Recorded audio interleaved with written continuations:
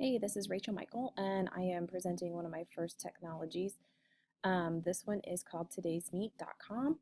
This is a back channel that supports student and teacher interaction. It can go alongside with instruction that's already being given. Conversations can take place in a back channel during class, during a lecture, without disruption.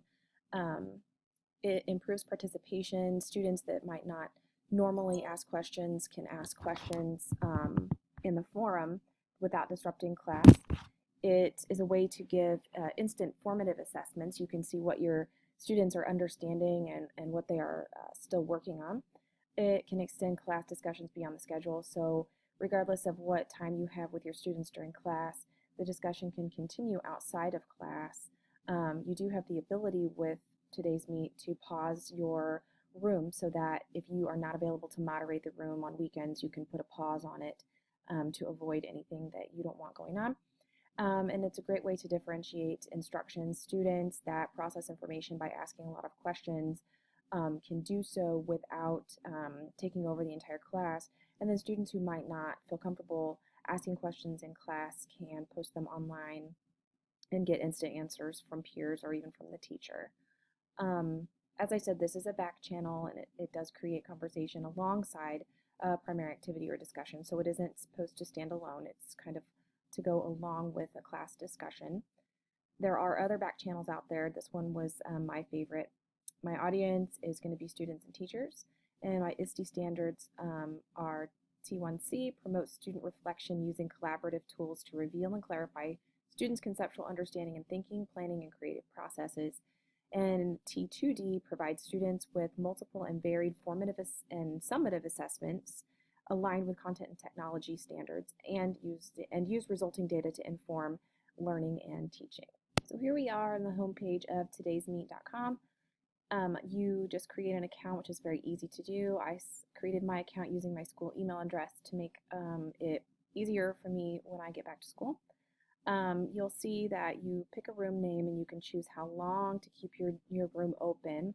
And then over on this side, it shows you your rooms if you've got more than one, and you can sort them however you want to look at them.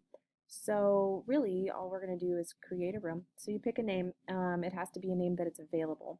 So I'm going to roll the dice here, and I am a FACS teacher, so I'm going to pick FACS 101. Looks like that one is available. I'm going to choose to keep the room open. You can choose here how long you want to keep it open. It kind of helps with moderation. I'm going to choose 1 day. Down here you can choose who can join the room for security purposes.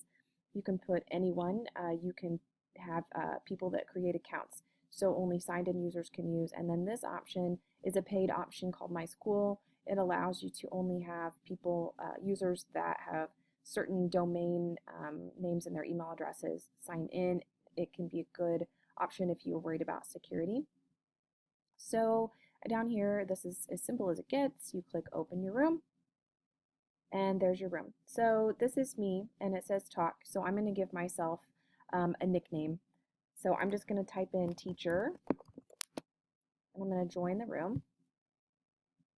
And then I would type in a message.